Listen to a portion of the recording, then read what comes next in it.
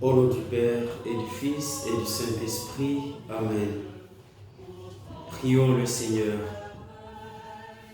Seigneur notre Dieu, tu es le maître du temps et de l'histoire, et en toutes choses tu nous appelles à te connaître et à te servir.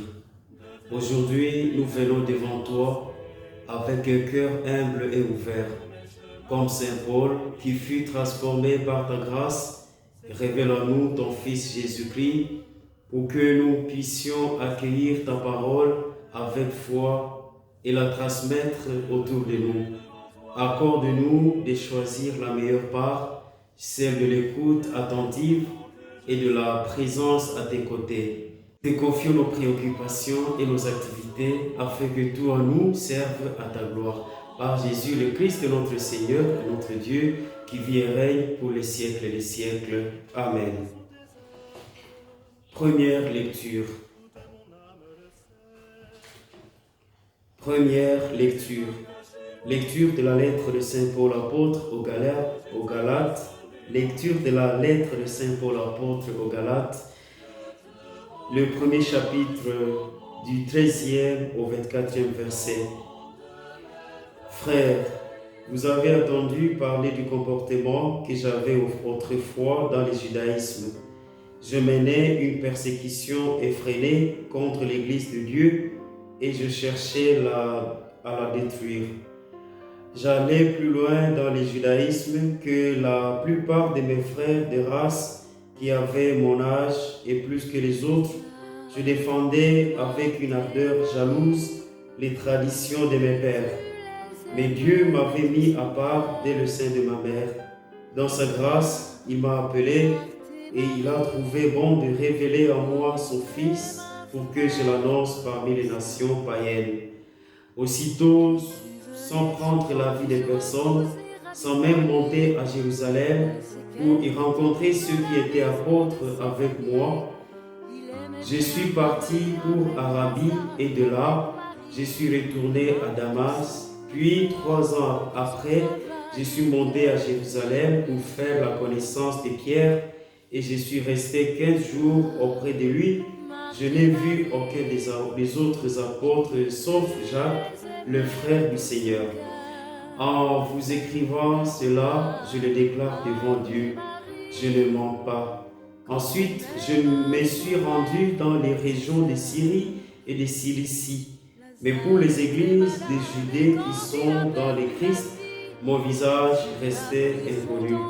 Elle avait simplement entendu dire, celui qui nous a persécutés naguère annonce aujourd'hui la foi qu'il cherchait alors à détruire. Et il rendait gloire à Dieu à mon sujet. Parole du Seigneur, nous rendons grâce à Dieu. Évangile de Jésus-Christ selon Saint Luc. Gloire à toi, Seigneur Jésus. Luc, le 10e chapitre, du 38e au 42e verset. En ces temps-là, Jésus entra dans un village. Une femme nommée Marthe le reçut. Elle avait une sœur appelée Marie qui, s'étant assise aux pieds du Seigneur, écoutait sa parole. Quant à Marthe, elle était accaparée par les multiples occupations du service. Elle intervint et dit, « Seigneur, cela ne te fait rien que ma sœur m'ait laissé faire seul le service.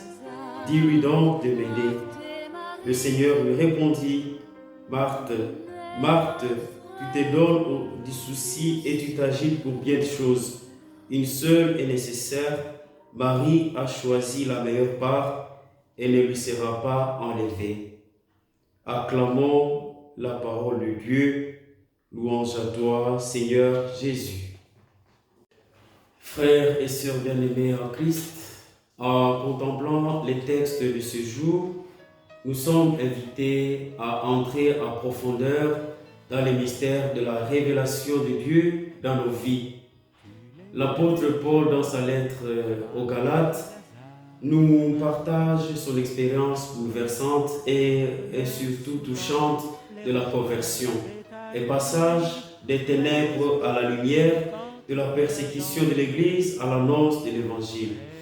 Le récit évangélique de Luc, quant à lui, nous présente deux sœurs, Marthe et Marie, qui nous révèlent leur approche de la relation avec le Christ, dont l'une est consacrée à l'écoute du Seigneur et l'autre à l'agitation du service. Ces récits, bien qu'ils semblent différents, sont profondément liés par un appel à réorienter notre vie pour choisir ce qui est essentiel, accueillir Dieu et le laisser se révéler en nous pour le bien de tous. L'apôtre Paul nous plonge au cœur de son expérience personnelle.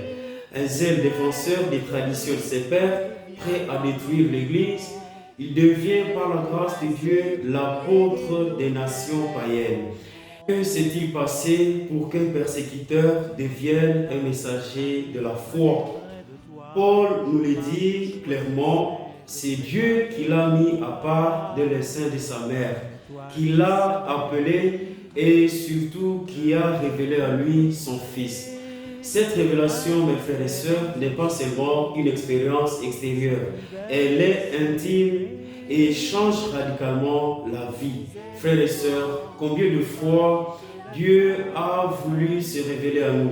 Combien de fois avons-nous été aveuglés par nos préoccupations, par nos ambitions, comme Paul avant sa conversion, ou comme Marthe, accaparé par les occupations, les préoccupations du service?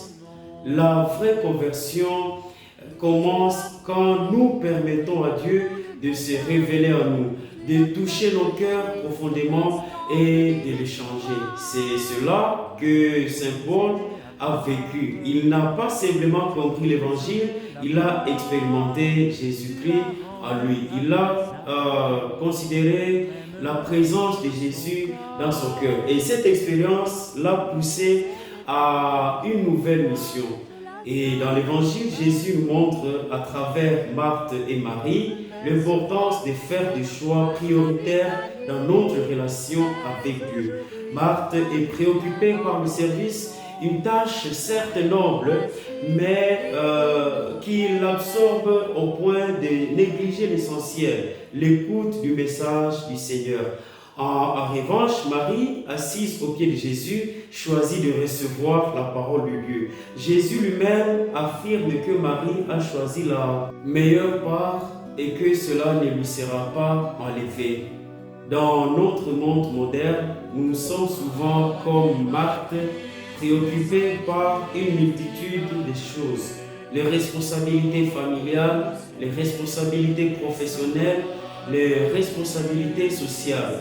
Nous avons tendance à nous laisser submerger par l'agitation au point de manquer ce qui est essentiel.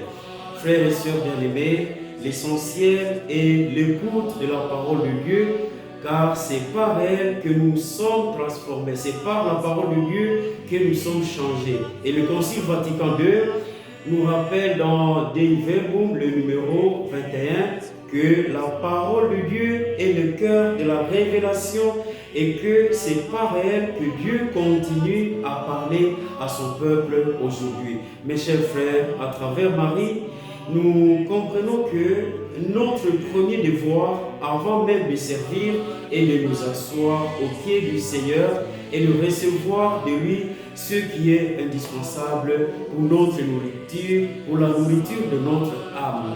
La vie moderne ne nous épargne pas. Nous sommes confrontés à des guerres, à des crises, à des situations compliquées, situations financières compliquées, des crises économiques, des tensions sociales. Ici même en République démocratique du Congo et particulièrement au Nord Kivu, les souffrances sont multiples et parfois, comme Marthe, nous nous laissons accaparer par des activités qui, bien que nécessaires, nous empêchent de prendre du recul pour écouter Dieu, pour écouter sa parole qui est une source de confort, une source de force pour que nous puissions vivre notre foi véritablement sur cette terre. Dans ces contextes difficiles, nous devons nous demander quelle est la meilleure part. La meilleure part, mes frères et sœurs, c'est de nous ancrer dans la foi, de chercher à écouter ce que Dieu veut nous dire à travers les événements, à travers les appels à la justice, à la paix et surtout à la réconciliation. Comme l'a rappelé le pape François dans Fratelli Tutti, le numéro 233, la paix véritable commence dans les cœurs ouverts à la fraternité et à l'écoute des autres. Il nous rappelle que nous devons construire des ponts et non des murs. Nous devons choisir la voie de l'amour plutôt que celle de la haine et de la division. Ainsi, la révélation de Dieu en nous n'est pas pour notre seul bénéfice. Comme Paul appelé à annoncer l'évangile aux nations, nous sommes aussi appelés, invités à témoigner de la foi, à être des porteurs de paix dans un monde brisé. L'apôtre Paul, mes frères et sœurs, n'a pas hésité à répondre à l'appel de Dieu. Même au prix de grands sacrifices, il a choisi d'abandonner ses anciennes traditions, ses anciennes convictions pour embrasser la mission qui lui a été confiée. Et nous aussi, en tant que chrétiens, nous sommes appelés à faire des choix décisifs. Allons-nous continuer à nous agiter autour des préoccupations quotidiennes sans jamais prendre le temps de nous asseoir au pied du Seigneur? Ou allons-nous négliger l'écoute de la parole de Dieu et nous couper de la source de la vie spirituelle? Ou bien, comme Marie, allons-nous choisir la meilleure part qui nous transformera et nous rendra capables d'apporter un changement réel dans nos communautés, dans notre société, dans nos familles? Mes frères et sœurs bien-aimés, la grâce de Dieu est à l'œuvre en nous, tout comme elle était en Paul. Dieu veut révéler son Fils en nous pour que nous soyons des témoins de sa miséricorde et de sa vérité dans le monde. Choisissons la meilleure part, l'écoute du Christ, car cela, mes frères et sœurs, que se trouve là la source de tout vrai changement.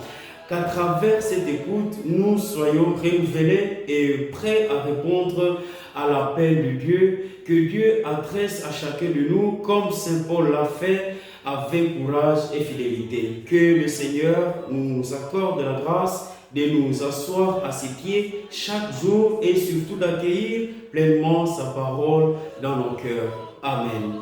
Prions le Seigneur. Dieu notre Père, tu as déposé en nous la sémence de ta parole. Nous te rendons grâce pour ces moments d'écoute et de réflexion.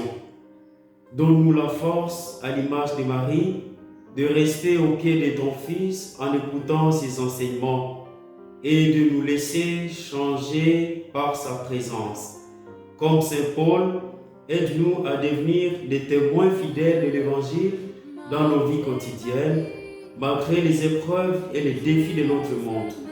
Que ton Esprit Saint nous guide dans tous nos choix, afin que nous choisissions toujours la meilleure part, celle qui demeure pour l'éternité.